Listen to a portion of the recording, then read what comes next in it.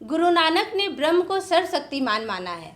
ब्रह्म अर्थात वह सर्वशक्ति जिसमें सभी जीव वापस जाकर उसमें ही मिल जाते हैं। कहा भी गया है, एको अहम बहु श्यामः, मैं एक था और एक से बहुत हो गया।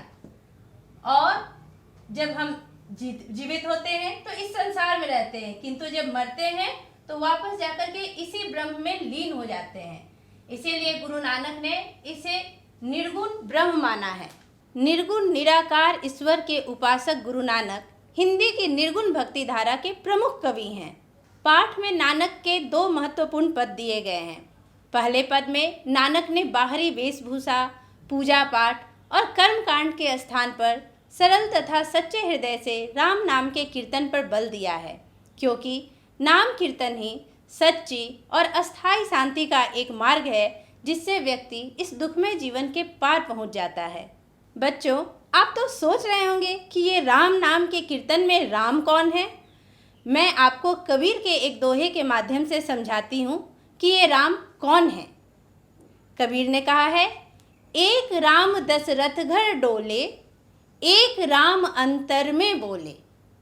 कहने का तात्पर्य यह है कि एक वो राम है जो दशरथ के घर पालने में डोल रहे हैं, लेकिन एक वो राम है जो हमारी अंतर आत्मा में है, जिनका न रंग दिखता है, न रूप दिखता है, न आकार दिखता है। गुरु नानक ने भी इसी राम की बात की है। यही राम ब्रह्म है जो अनस्वर और अविनाशी हैं।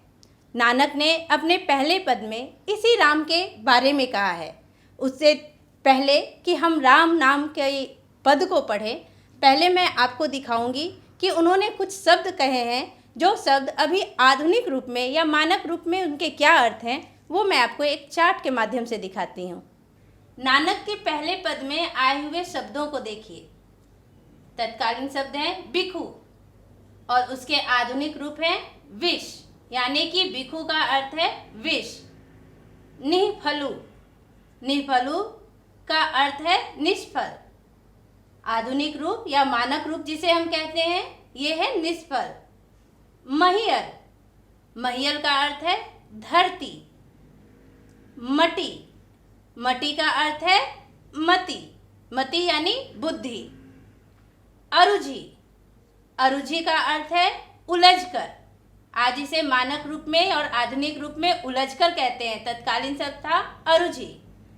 नानक ने एक और शब्द लिखा है, वह शब्द है गुरु शब्द। गुरु शब्द का अर्थ होता है गुरु के उपदेश। गुरु द्वारा दिया गया उपदेश, गुरु के शब्द गुरु शब्द कहलाते हैं।